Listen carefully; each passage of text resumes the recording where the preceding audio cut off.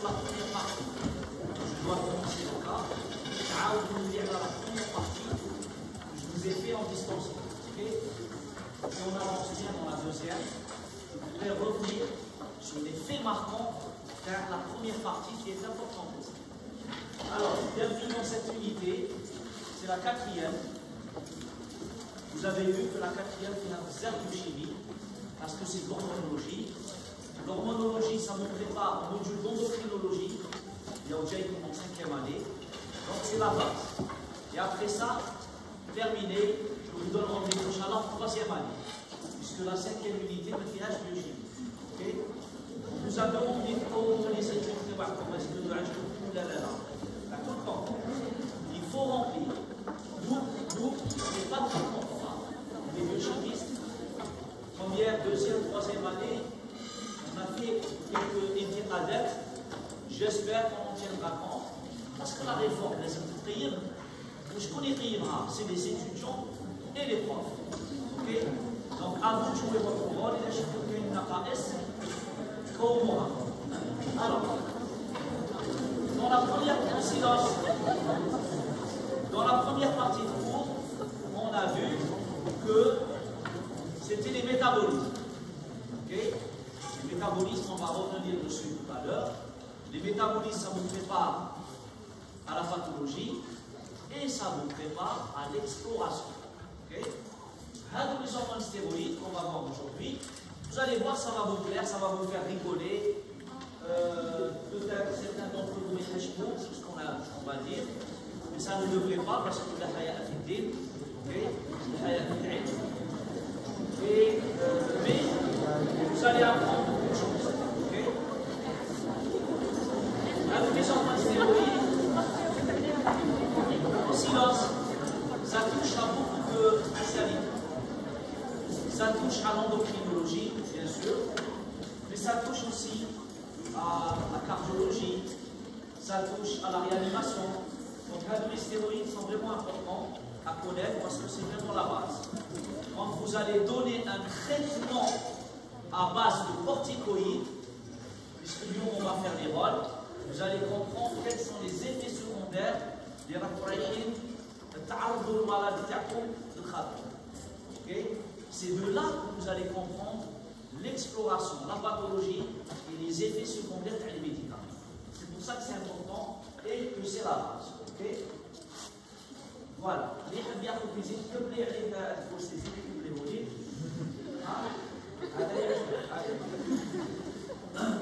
alors, donc, cette deuxième partie est très intéressante.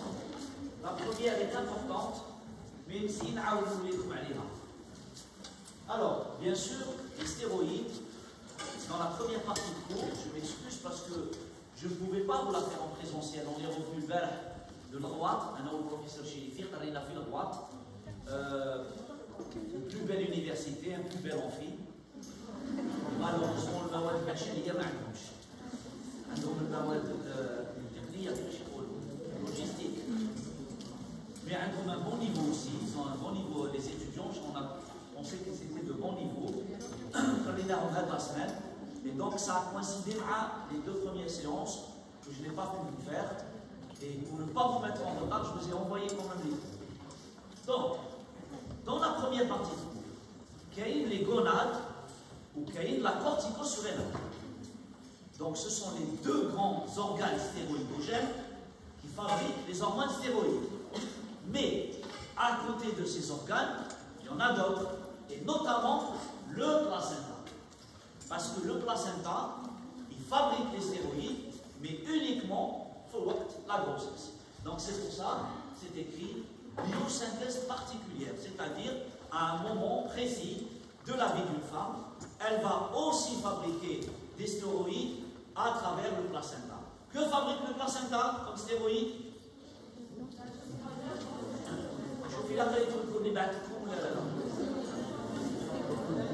Progestérone et œstrogène. Okay?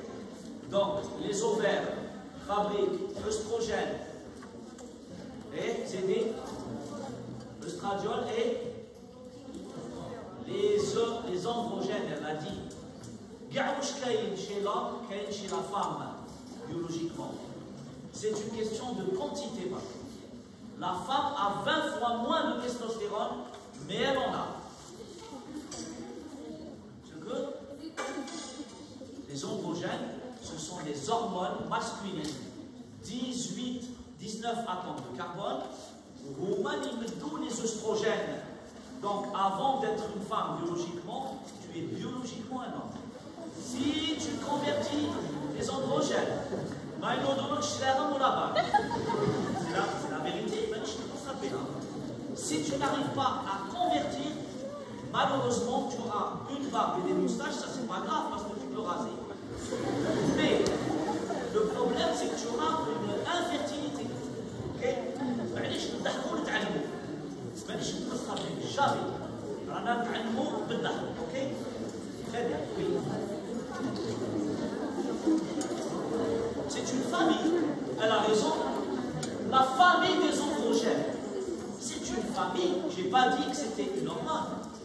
Comme les progestatifs. Par contre, comme la progestérone. Comme l'Algérie. C'est Alger. Comme, je ne sais pas, la Norvège. Et la capitale de la Norvège. Qu'est-ce que c'est qu'on a les capitales? La capitale de la Norvège. Oslo, bien sûr, très bien. Chaque famille a une capitale. Les œstrogènes, l'œstradiol. Les androgènes, c'est vrai que c'est la testostérone. Mais je compte comme le métabolisme.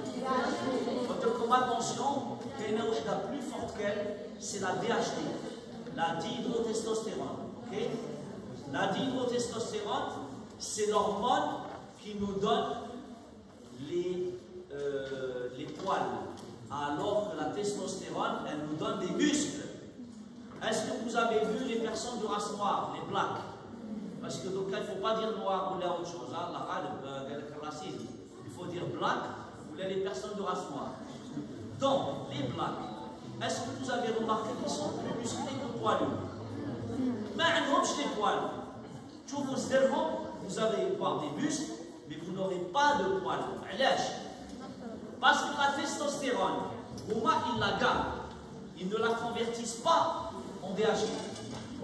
Alors que les caucasiens, c'est-à-dire les blancs, les races blanches, ils convertissent la testostérone en DHT, donc ils auront moins de muscles, ils auront plus de poils. Donc vous n'allez pas trouver les deux, bien sûr, ça existe les deux. Mais vous allez avoir, je suis à dos.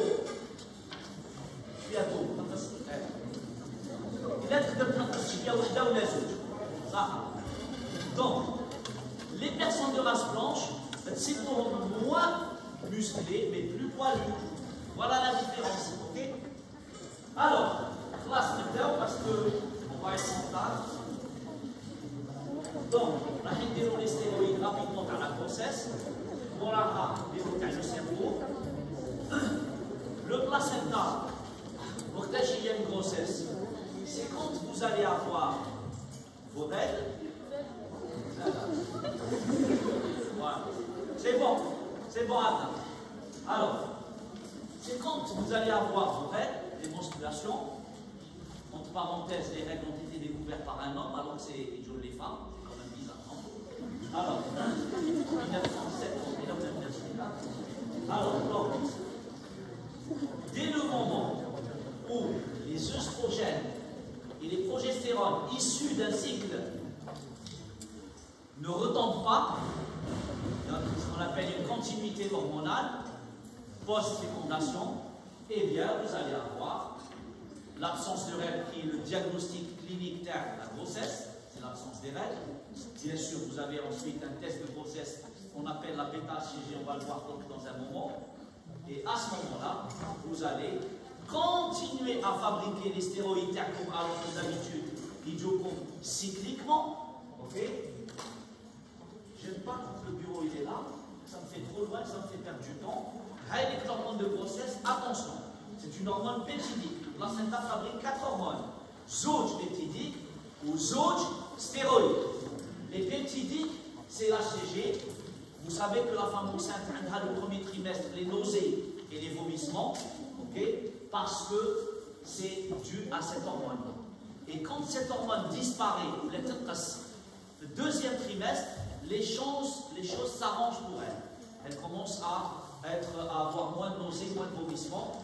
Ou allège aussi la femme enceinte a des nausées et des vomissements. Parce que c'est-à-dire la senteur chez la femme enceinte, elle dépasse 100 fois plus pratiquement celle de la femme ordinaire. Et donc elle va sentir n'importe quelle odeur.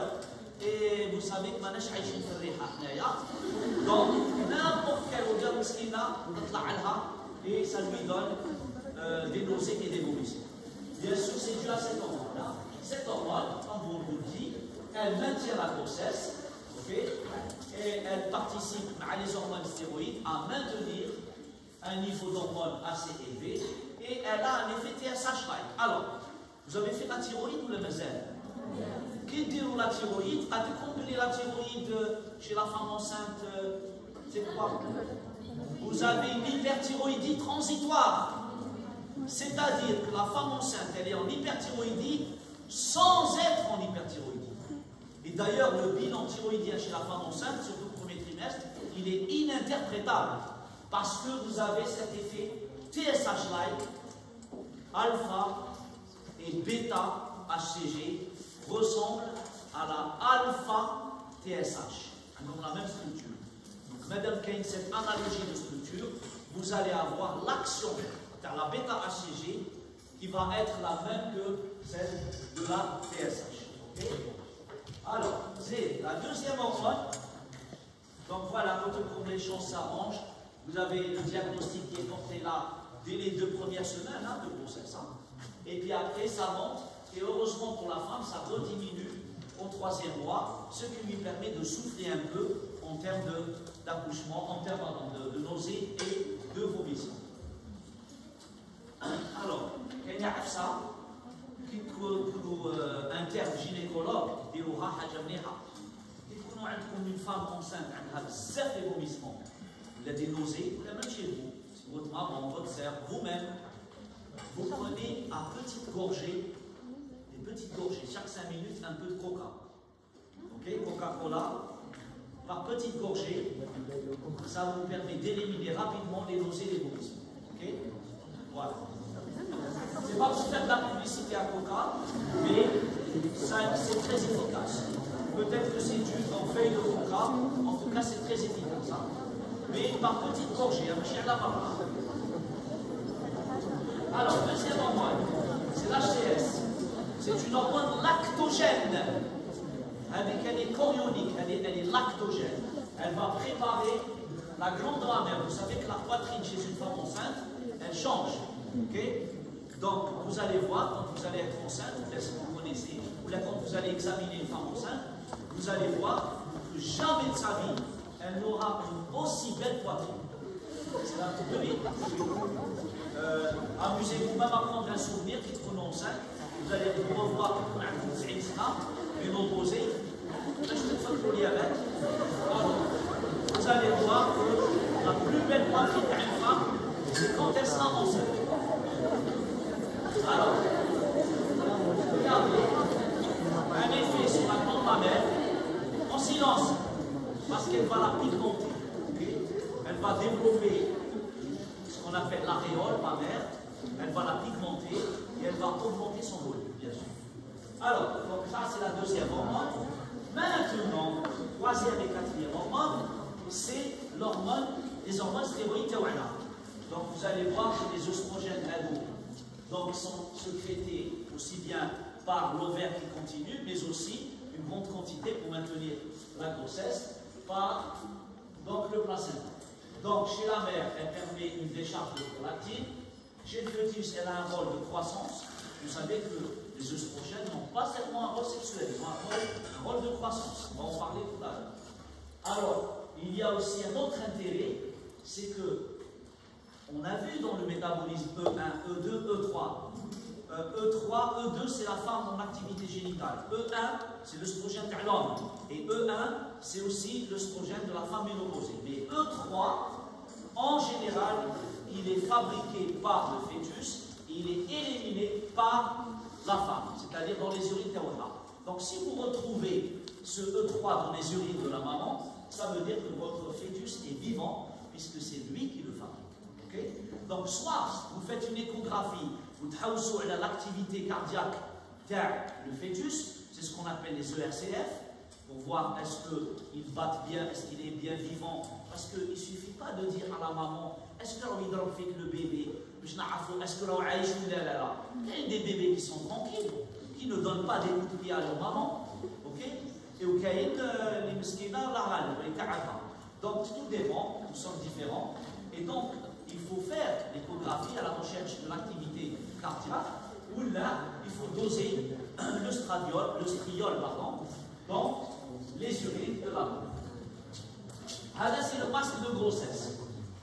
Chaque femme enceinte, il jouera ce qu'on appelle le mélasma. Le mélasma hada, d'ailleurs, vous savez tout de suite que la femme elle est enceinte, même si elle n'a pas encore le ventre, vers le 2e, 3e, 4e mois, ça se voit déjà. Okay?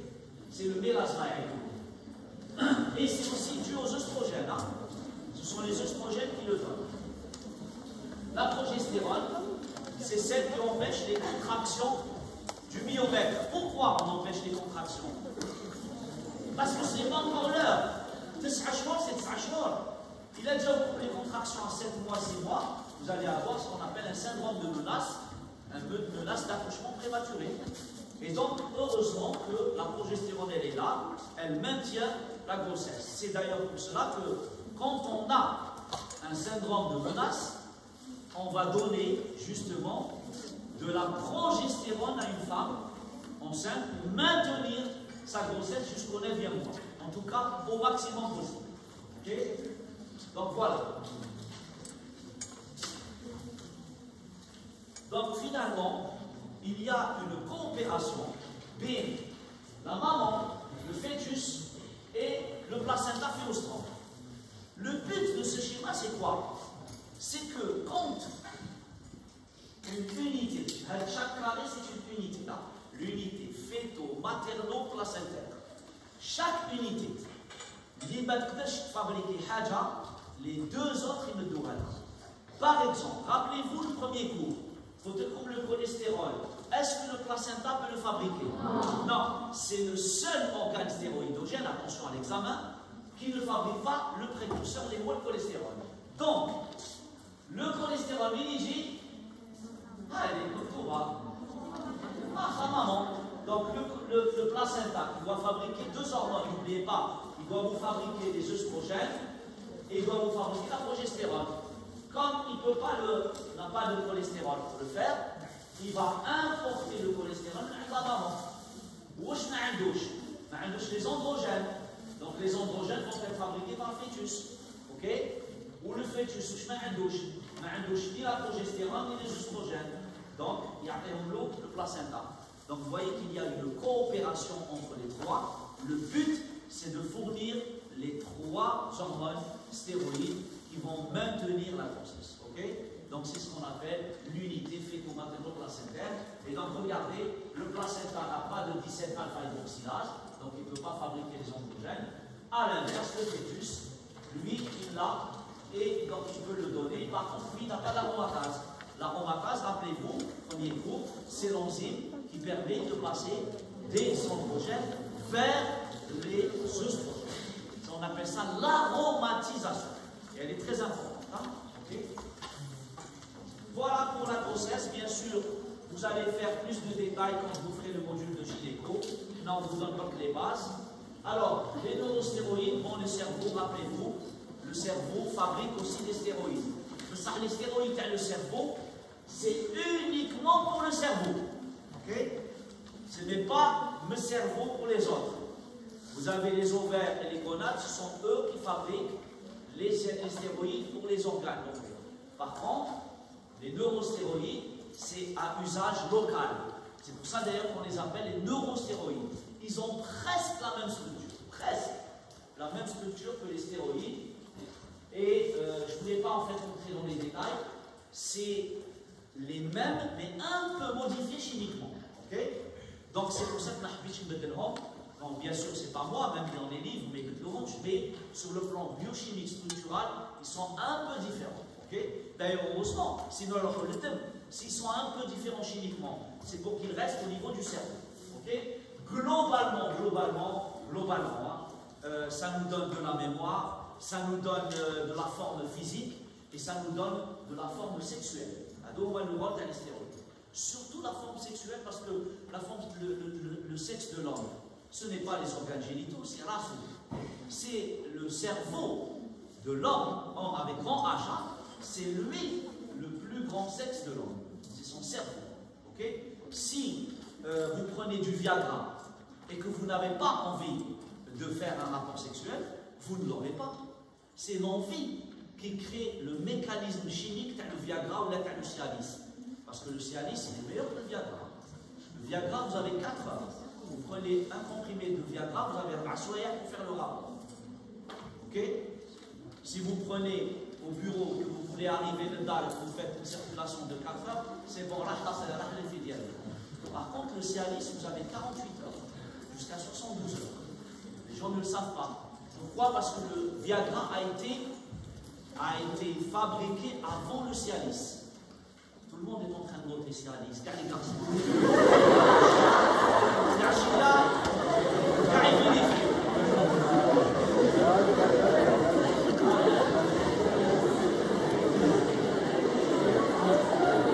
Avec le Cialis, si vous n'avez pas envie, ce n'est pas, c'est l'inverse, c'est les aphrodisiaques. T'as le mot aphrodisiaque? Aphrodisiaque, c'est un aliment. T'aclez, vous l'ataclez, et il vous donne tout de suite des érections pour l'amour. Même sans envie. Par exemple, le cacao ou la taille, la Sahara, c'est connu. Skinjbir, connu. Le gingembre, le goël. Par contre, le Viagra et le Cialis, ça, c'est des médicaments. Et donc, laisse une envie. Okay? S'il n'y a pas d'envie, il n'y a pas d'effet du médicament. Donc, avant de les donner, vous allez les tester. أنا راني نشوف في الفارماسي يجوا الشيوخ تاع 60 70 سنة يقولوا عطيني هذاك اللي اسمه الفياغرا. plusieurs fois قدامي. Donc, vous voyez que là, c'est un مجتمع تاعنا عرفهم. Mais attention les effets secondaires على le cœur. Okay? Surtout les personnes âgées. Donc, s'il n'y a pas d'envie, c'est important, parce que l'envie sexuelle, c'est les stéroïdes. C'est pour ça que j'insiste, c'est pas pour vous faire rire. L'envie sexuelle, elle est importante dans le désir et dans le rapport sexuel. Okay? Alors, les comprimés, les neurosteroïdes, qui ont été inventés et qui ont été pharmaceutisés, c'est-à-dire sous forme de drugs, c'est-à-dire sous forme de médicaments. Si vous allez aux États-Unis, oui, vous savez que c'est un pays libre, on peut même acheter facilement. Donc, si vous allez à la supermarché, de chez des neurosteroïdes, chez normal, qui garde. J'ai vu un documentaire, France 2, عندها واحد العامل واحد العجوزة تاع 80 سنة تشري لي نيوروستيرويد في السوبر مارشي والله يديرون لي نجوني واش حنا ما نديروش في شهر دير الفيل والله بيسين 3 رابور سيكسويل مع راجلها لازم ياخذ لي ميم كومبريمي باش يسويفي له لي دوا سينون يروحوا ايور دونك سي سا لو بروبليم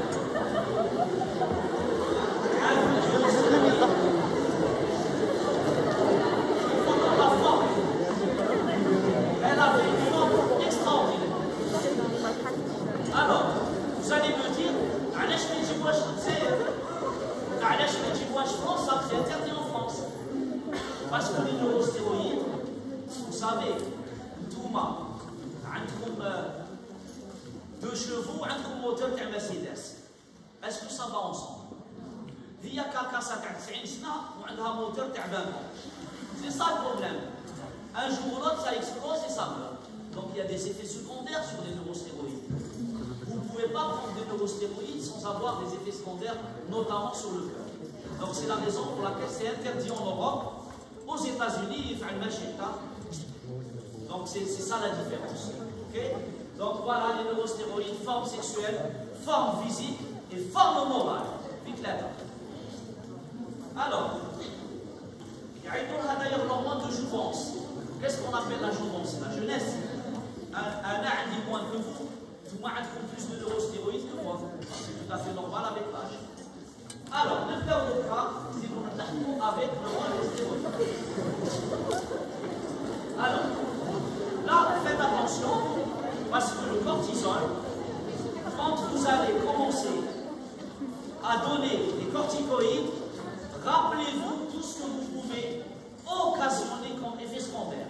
Après, vous allez me dire, monsieur, les corticoïdes, parce que tout simplement, les corticoïdes sont les médicaments anti-inflammatoires les plus puissants. Dommage, il y a des planches peut-être il y a carrément en thérapeutique, mais pour le moment, le rôle, ça vous suffit. Il y avait quelques planches sur la thérapeutique, d'ailleurs, je les ai fait. Comme il y a eu 2 cours en distanciel, pour vous alléger. Les médicaments, les corticoïdes, il y a plusieurs lois. Il y a l'effet minéralo-corticoïdique, il y a une puissance anti-inflammatoire plus forte que d'autres. Par exemple, vous prenez la dexaméthasone. Dexa, c'est 10, c'est 10 fois le cortisol. Donc, vous avez des puissances qui sont relatives. Maintenant, je vais le mot puisque ce n'est pas encore le propos du cours. Par contre, vous devez connaître les effets des corticoïdes, le cortisol, comme ça, vous allez vous en rendre compte qu'avant de donner une corticothérapie, qu'il faut bien réfléchir avant de le faire.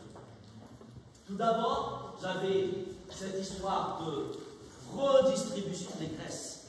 C'est-à-dire que nous accumulons nos graisses dans les cuisses, le ventre, les seins et aussi les fesses. Donc, on a les endroits où on accumule nos graisses. C'est le tissu adipeux, par l'offre. Mais quand vous prenez des corticoïdes, vous allez emmagasiner vos tissus de réserve, vos triglycérides, un peu partout. Un peu partout, ça va être disgracieux d'ailleurs. Regardez, si vous avez, là c'est une bosse de graisse, une personne qui prend des corticothérapies, vous allez occasionner ce qu'on appelle le buffalo neck. Neck, c'est le cou, et buffalo, c'est la bosse de bison. Et donc là, on n'a pas l'habitude de voir de la graisse ici. Et pourtant, quand vous allez prendre une corticothérapie au long cours, attention, quand je dis corticothérapie, une corticothérapie, une corticothérapie, vous faites une allergie, c'est comme une abeille, vous prenez une injection d'intramusculaire de corticoïdes, c'est ce qu'il faut d'ailleurs, puisque c'est un anti-inflammatoire et un antihistaminique, mais après vous allez dire, oh là là, je vais peut-être lui faire des effets secondaires, pas du tout. Les effets secondaires en médecine, qui connaît une prise médicamenteuse chronique. C'est le cas de l'asthme, si vous êtes asthmatique. C'est le cas des maladies auto-immunes. Si vous avez des maladies auto-immunes, vous allez prendre toute votre vie des corticoïdes et là, faites attention.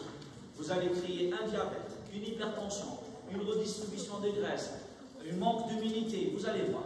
Donc voilà. Ensuite, rappelez-vous, le cortisol, vous l'avez fait en première année, donc c'est un effet hyperglycémiant diabétogène. Donc, qu'est-ce que ça veut dire? Ça veut dire qu'il met les corticoïdes. Laissez-moi dire une glycémie régulièrement. Ou laissez, il y a quel malade diabétique, laissez, parce qu'il va décompenser son diabète.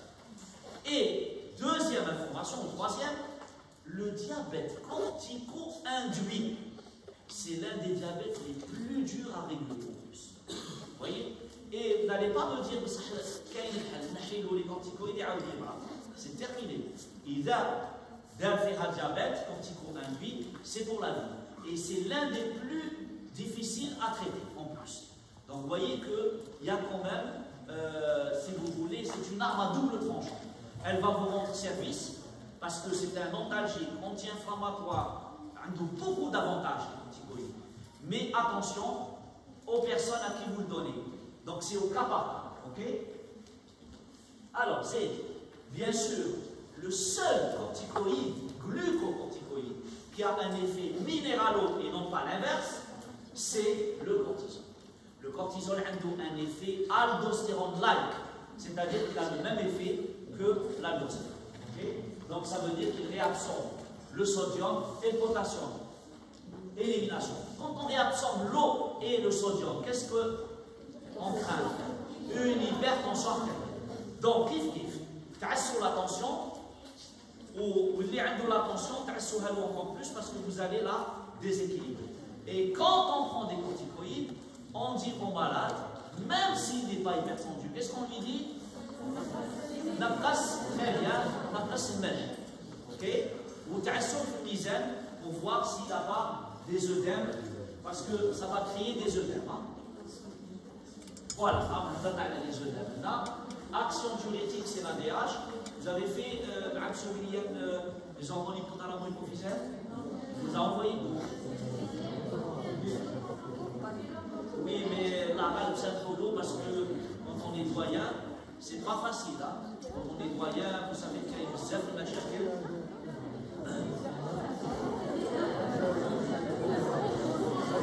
c'est pas difficile, non, certes, vous avez deux parties. Vous avez la partie généralité, c'est-à-dire comment fonctionne un axe hypothalamo-hypophysaire. Ou la deuxième partie, vous avez deux hormones, car la post-hypophyse, l'ADH et l'ocytocine. Okay? Donc vous devez connaître les rôles, leur structure, rôle et structure. C'est-à-dire que si on vous dit les deux hormones dans la position de l'ADH et l'ocytocine, ils ont une structure cyclique, ce sont des non-appétites, et le rôle, l'un sur l'accouchement, l'autre sur la soif. Okay? Donc grosso modo, c'est les rôles et les structures. Ensuite, les récepteurs pour l'ADH, V1, V2, V3, c'est très important. Au bain, la troisième partie de cours, c'est les axes. Les axes, lactotrope, c'est-à-dire à la prolatine, on va en parler. Conadotrope, la dernière fois le distanciel. Vous avez le corticotrope, et vous devez savoir qu'il y a l'hormone qui commande quel hormone. Ne rentrez pas dans les détails. Il faut vous mettre les qui vous semblent les plus importants. Ne rentrez pas dans les détails. Okay? C'est-à-dire, par exemple, l'axe conadotrope attaque au moins 8 molécules. Les glycpeptides, GNRH, la GHIH, le FSH-RH. Vous prenez l'axe, ne rentrez pas dans les détails. Alors, c'est les corticoïdes. Quand vous les donnez à une personne âgée, faites très attention, âgé ou là, trop jeune, un enfant. Vous allez lui pousser la croissance terme. On ne donne pas des corticoïdes aux enfants, sauf qu'il y a une question de vie ou de mort. Parce que, malheureusement, vous allez arrêter la croissance de l'enfant, et pour la personne qui est senior, vous allez provoquer une ostéoporose. De tout la même progression chez les filles, les vitamines D. Okay? L'ostéoporose. Donc, il y a l'ostéoporose post-corticothérapie, ou la cortisonique. Okay? Elle fragilise les os. Contrairement aux oestrogènes, vous allez voir chez la femme, vous êtes protégé jusqu'à la ménopause, malheureusement. Alors, d'autres effets, c'est les derniers. Les corticoïdes, on les donne parce que ce sont de puissants anti-inflammatoires. On les donne pour l'asthme parce que ce sont des anti-allergiques, antihistaminiques. On les donne pour les maladies auto-immunes parce qu'elles ont une propriété immunosuppresseur. C'est-à-dire, vous l'avez fait en immuno, les corticoïdes, ils n'ont pas comme une à forte dose et à longue durée. Ben, c'est ce qu'on recherche parce que nous avons des anticorps contre nous-mêmes. Donc nous devons les arrêter en donnant une corticothérapie. Le revers de la médaille, c'est quoi? C'est que vous favorisez les infections. Okay? Vous allez favoriser quelqu'un qui est sous corticoïde. En général, il aura facilement les infections, surtout les infections virales, parce qu'il n'y a pas les corticoïdes qui vont enlever les anticorps. Donc, c'est la raison pour laquelle. Alors, je sais à quoi vous pensez au Covid. Le Covid, le problème terme, c'est l'inflammation. C'est pour ça qu'au début, on disait, là, on touche les corticoïdes, parce que ça va nous affaiblir. Mais après, chef, au contraire, comme il y a un effet anti-inflammatoire qui est très important dans le Covid, Mais les corticoïdes, les malades se sont améliorés. Donc vous voyez que quand on ne connaît pas une maladie, au début, on tâtonne, on bafouille un peu, et puis après, on se rattrape. Il y a l'action stimulante. Si vous voulez veiller, il n'y a pas mieux que les corticoïdes. Mais bien sûr, vous ne pouvez pas les prendre parce que vous allez avoir beaucoup d'autres effets secondaires. Les corticoïdes ont un effet stimulant. Okay, c'est un effet, ça nous donne envie de veiller. Moi-même, j'en prends pour mon asthme et je veille assez facilement. Et c'est l'action stimulante avec le système nerveux central. Okay, il donne une action stimulante. Voilà, grosso modo, l'ulcère, attention, c'est très important. Les corticoïdes provoquent des ulcères. Donc, quand vous avez un malade qui a un problème d'estomac, il faut faire attention. Donc, voilà les effets secondaires. Alors, bien sûr, quittez-vous sur le module de thérapeutique, vous serez interne, on vous dira attention, il ne faudra jamais arrêter les corticoïdes brutalement.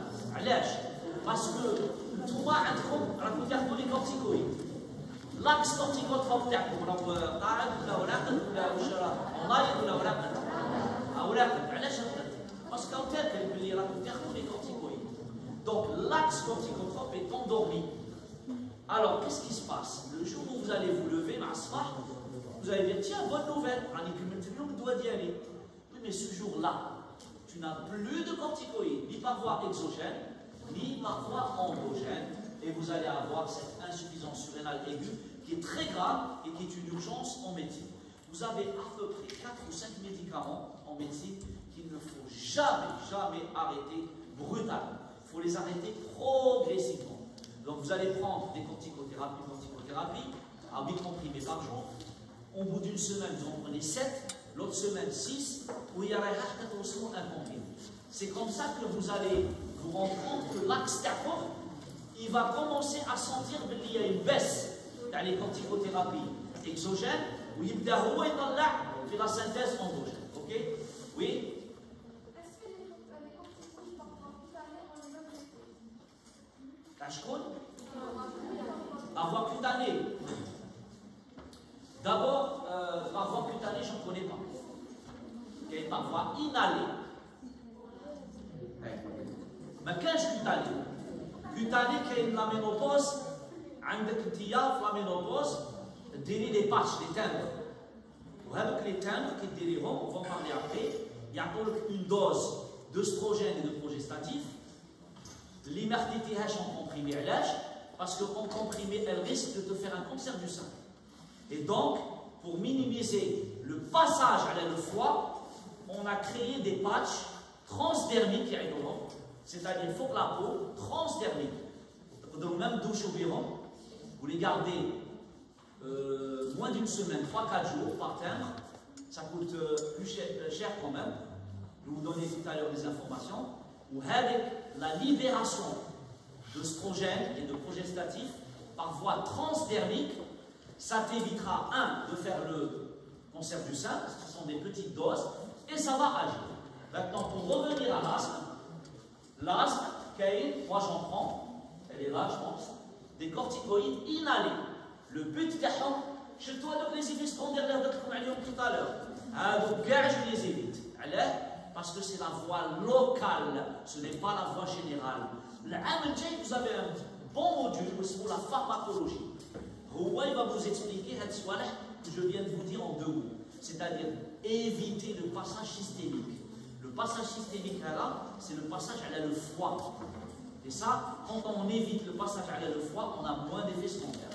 Donc, vous voyez que la médecine en termes de médicaments, on essaie d'enlever au maximum des effets secondaires parce que la femme ménopausée, on va le dire tout à l'heure, peut-être la prochaine séance, ce n'est pas un sujet joyeux. Une femme, la vie et mais comment faire alors? Oui, il faut que les marche pas. Ce n'est pas à 51 ans que la vie d'une femme s'arrête.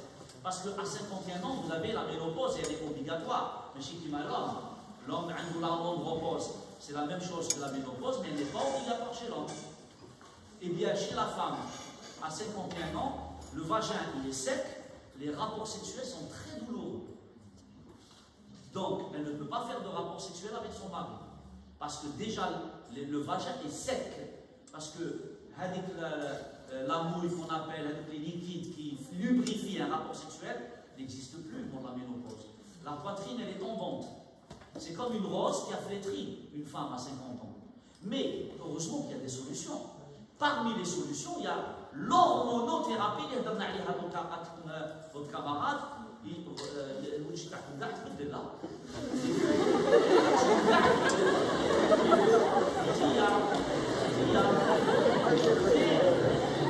la règle physiologique. Mais il y a des solutions. Fallait maintenant que je toque les solutions. Alors,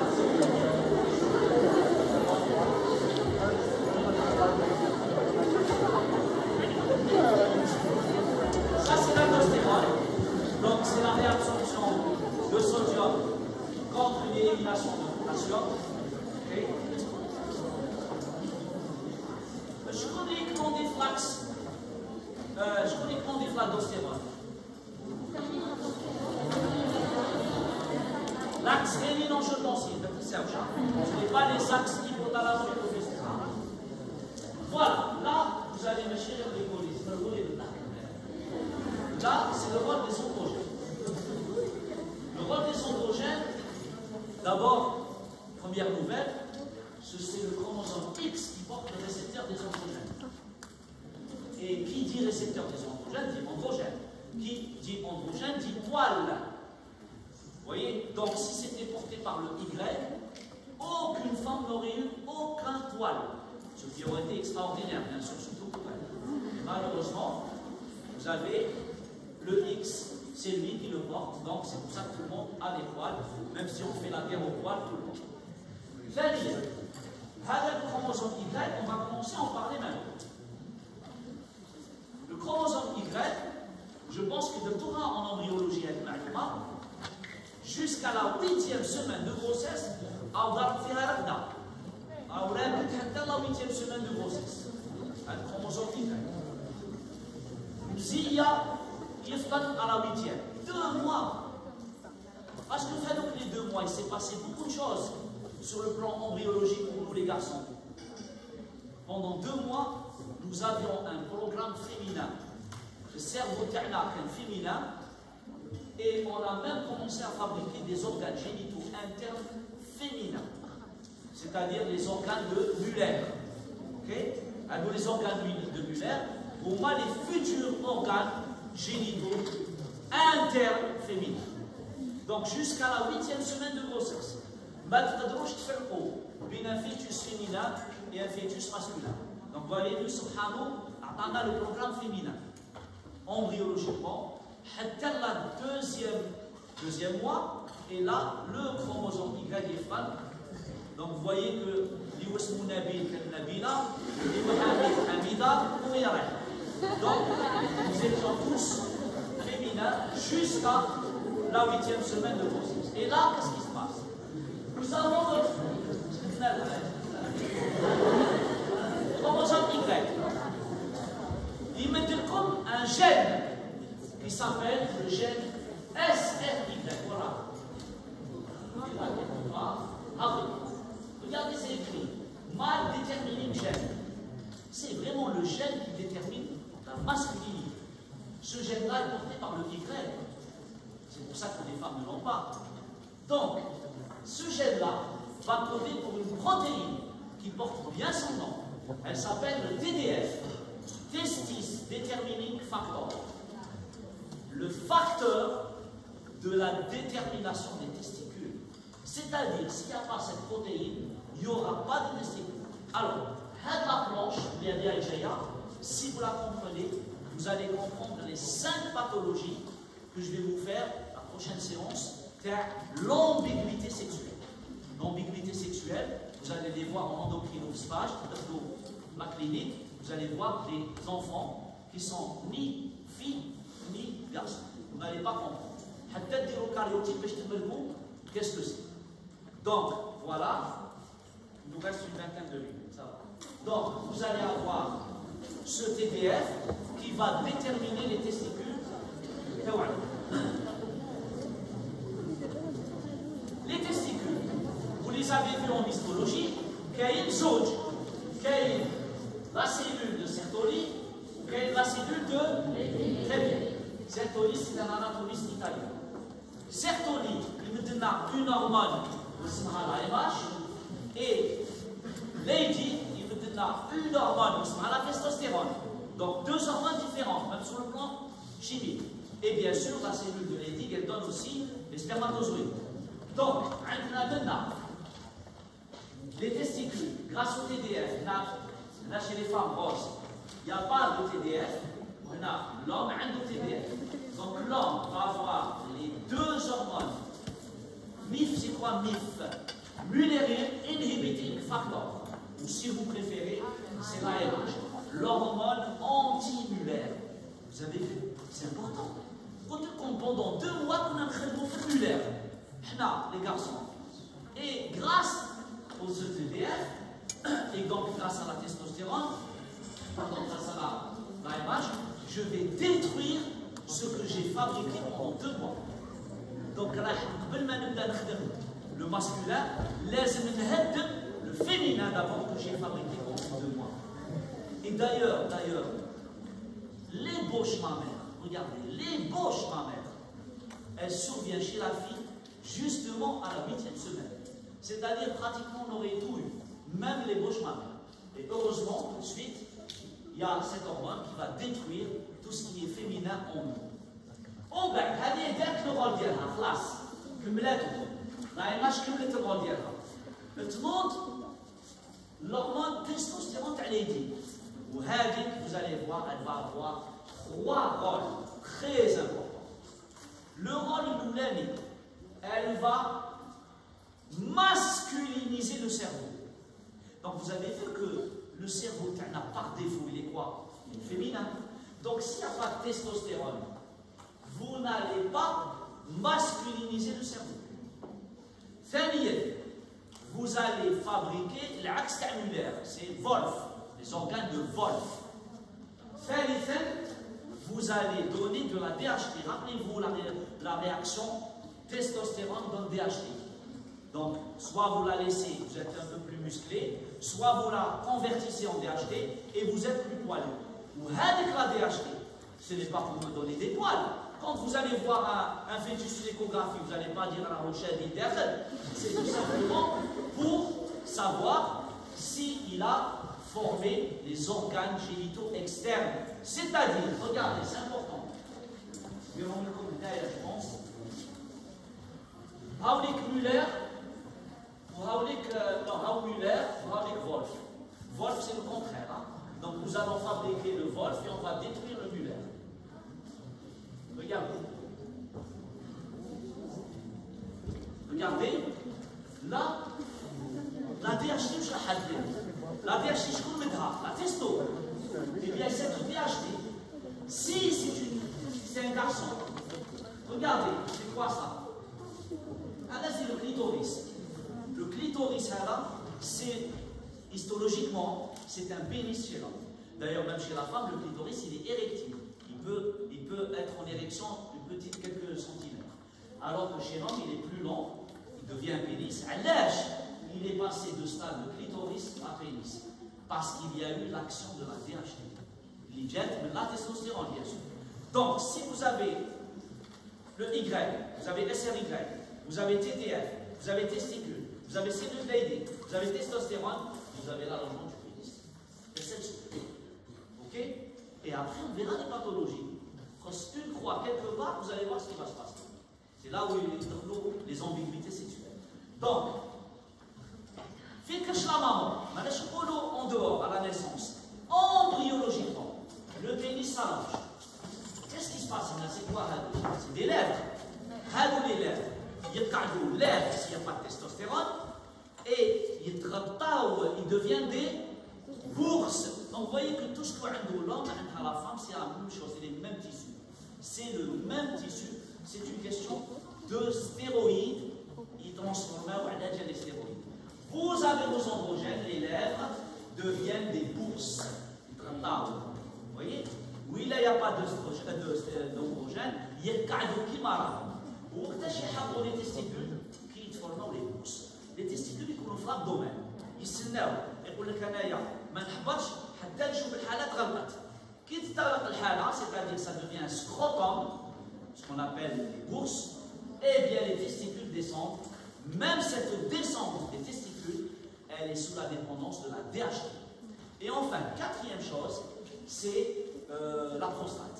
Donc la prostate, l'allongement du pénis, la formation du scrotum et la descente testiculaire, c'est le rôle de la DHT. Très bien, voilà, vous les avez ici. Hein. Regardez. Voilà. DHT 1, 2, 3, 4. Fermeture du sinus du rôle. Vous voyez, si ça ne se ferme pas, c'est une fille. Si ça se referme, c'est un garçon. Donc voilà, et puis, développement des canaux de Wolff pour la testostérone, pour la RH, voilà. Alors, quand il n'y a pas de descente testiculaire, le premier geste, l'idée, le néonate c'est le pédiatre, le premier geste que fait le pédiatre à la naissance d'un bébé, c'est ce geste-là. Est-ce qu'il y a des testicules? Chez la fille, on regarde le vagin, on voit est-ce qu'elle a son hymen qui est intact. Ce n'est pas pour savoir si elle a été violée ou pas, ça n'a rien à voir. C'est pour voir est-ce que l'hymen me trouve ou l'air est là, parce qu'il y a une maladie, on a l'hématocolpos. L'hématocolpos, c'est une imperforation hyménéale, et donc le sang des règles ne pourra pas passer. Et d'ailleurs, à chaque fois que vous allez ouvrir la vulve chez la fille qui vient de naître, vous allez voir plein de sang d'air. Parce qu'elle fait ses règles. La fille, bien sûr, la fille fait rien de la maman, elle fait ses règles. انت كي تكوني في الشيبان عندك 5 millions d'ovules à la naissance عندك 900 000 وين راحوا؟ درتيهم في الشيبان لي ريغل. Ok? Vous voyez, c'est comme ça, on va voir le chiffrage. Alors donc, on recherche si les testicules حبوا ولا لا. Si on ne les trouve pas, c'est un signe d'alarme. Il faut s'alarmer pour voir, s'il n'y a pas un problème d'ambiguïté sexuelle. 2, il faut faire l'opération en urgence. Parce que le ventre a 8 bœufs. Et donc il va écraser les testicules. Donc ça va être un problème de stérilité. Donc laisse les haptos par une opération chirurgicale, les CCistes, les haptos, les testicules. Donc le néonat chez le garçon fait toujours ce geste à la recherche de testicules. Alors parfois quand vous recherchez, soit c'est pour soit c'est pour ce n'est pas un problème. Hein, okay? La trichorchidie, elle existe, elle est bénigne. 3 testicules au lieu de 2. Tu vois?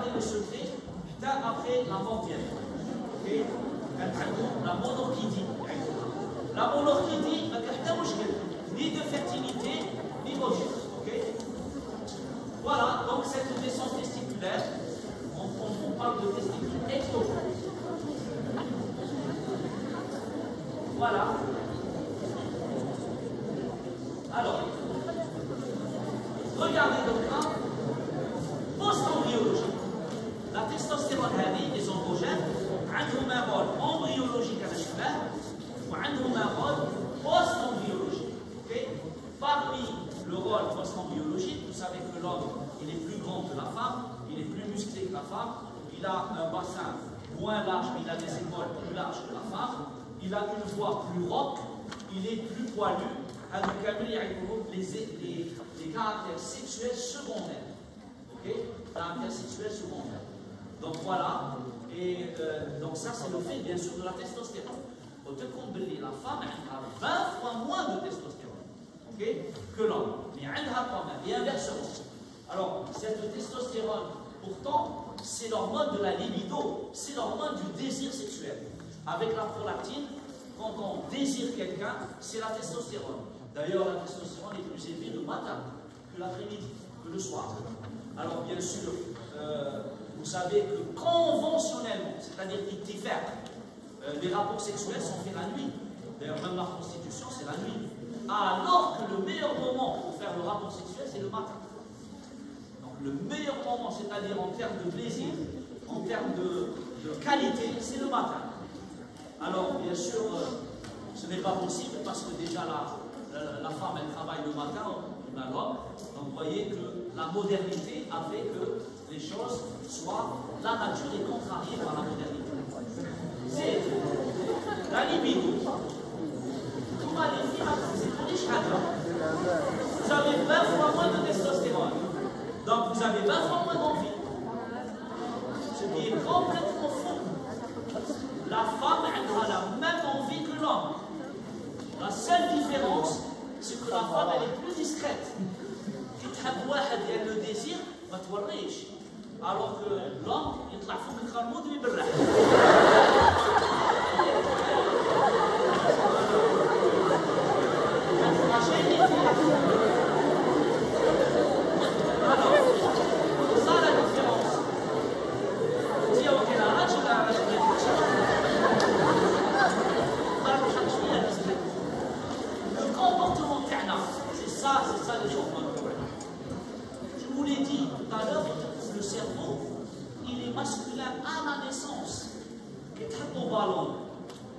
Le garçon serait léger, une fille qui dit est-ce qu'on a appris au garçon la fille, on n'a jamais appris ça à nos enfants. Ça se fait naturellement, c'est inné. Là, je trouve votre fils, il fait comme le ballon.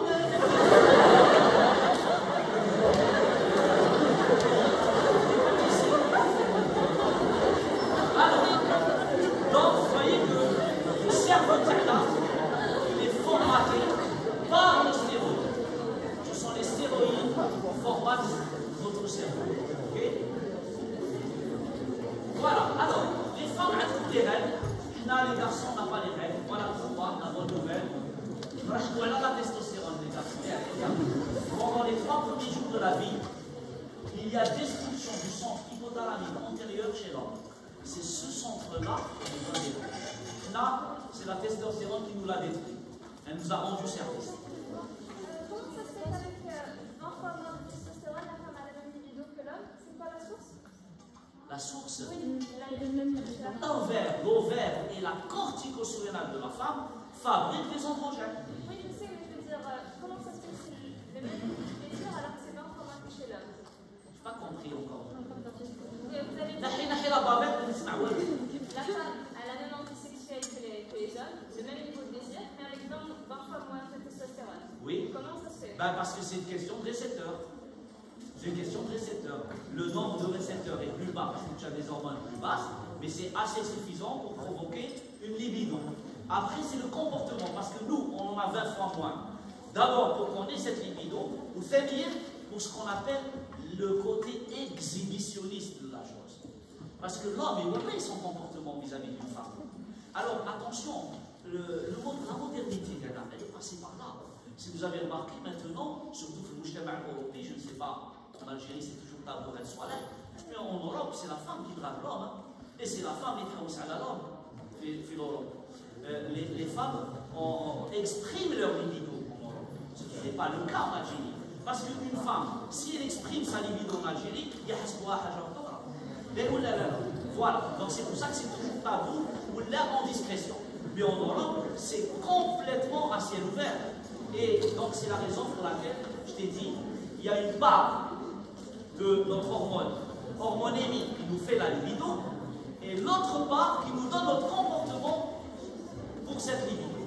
Okay? Alors, donc voilà cette histoire de reine. Raoul est l'homme le plus poilu du monde, parce qu'on a parlé des poils. Elle c'est sa femme. Je voulais rien à faire, vous voulez rien.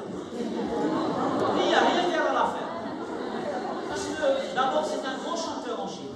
Il est doublement connu. C'est l'un des plus grands chanteurs chinois. Et en plus, madame a un record en train de s'aller. Vous savez, quand vous avez un record, vous êtes le plus petit, vous êtes le plus moche, vous êtes le plus beau, vous êtes le plus excellent, vous avez de la réalité. Et donc, on a deux records. On a deux, hein, donc rien à l'affaire. Alors, le poème, c'est pour vous dire que voilà, la testostérone, elle vous donne cet excès de pilosité. Okay? On va en parler tout à l'heure de la calvitie.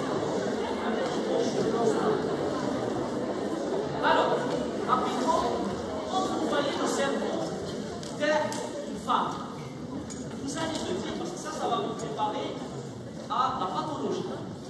Quand vous voyez le cerveau d'un garçon et le cerveau d'une fille, là on est en embryologie, la période embryologique. Si c'est une fille, un cerveau féminin, on l'appelait par défaut, on doit être féminin. Là, il n'y a pas de testostérone. Le Sahara il n'y a pas de testostérone. Regardez ce qui se passe.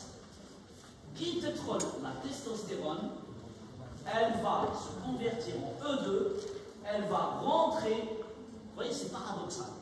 Vous avez de la testo, en E2, qu'elle vous masculinise le cerveau. Regardez, on a un instant. Oui, oui. La testo chez le garçon, en E2, on l'a dit, pour masculiniser le cerveau. Par contre, chez le cerveau d'une fille, la testostérone que vous avez pu convertir en E2, elle va être bloquée par une protéine qu'on appelle l'alpha-fétoprotéine. Et cette alpha-fétoprotéine va l'empêcher de rentrer dans le cerveau et il n'y aura pas de masculinisation. Vous voyez? C'est l'axe. Parce que vous allez croire qu'on va appeler la testo, donc le cerveau masculinisé, mais c'est le contraire. La testo, en E2, elle masculinise. La testo, en E2, mais elle est bloquée par l'alpha-fétoprotéine. Voilà ce qui se passe dans nos têtes quand on est en période embryonnaire. Alors, il y a beaucoup de choses à dire. Ce qui va venir la prochaine fois sera très intéressant.